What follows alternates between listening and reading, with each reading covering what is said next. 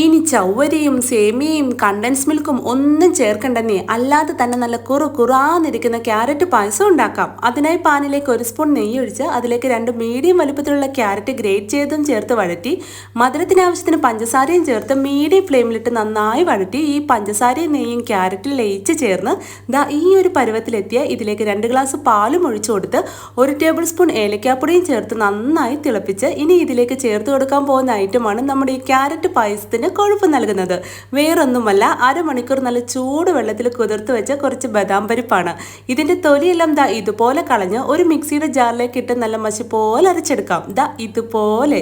ഇനി ഈ പേസ്റ്റ് നമ്മുടെ പായസത്തിലേക്ക് ഇട്ട് കൊടുത്ത് നന്നായി ഇളക്കി തിളപ്പിച്ച് കുറുകി വരുമ്പോൾ നെയ്യിൽ വറുത്ത കാഷ്യൂവും ഉണക്കമുന്തിരിയും ചേർത്ത് തീ ഓഫ് ചെയ്യാം.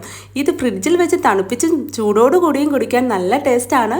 അപ്പോൾ ഉണ്ടാക്കാനും വളരെ സിമ്പിളാണ്. എല്ലാവരും ഒന്ന് ട്രൈ ചെയ്ത് നോക്കുക. ഇതേപോലെയുള്ള ഈസി ആൻഡ് ടേസ്റ്റി റെസിപ്പീസിന് ഈ പേജ് ഫോളോ ചെയ്യാൻ, ലൈക്ക് ചെയ്യാനും മറക്കല്ലേ. ഇത്തരം ഈസി ആൻഡ് ടേസ്റ്റി റെസിപ്പീസുമായി നമുക്ക് വീണ്ടും കാണാം. Okay, by.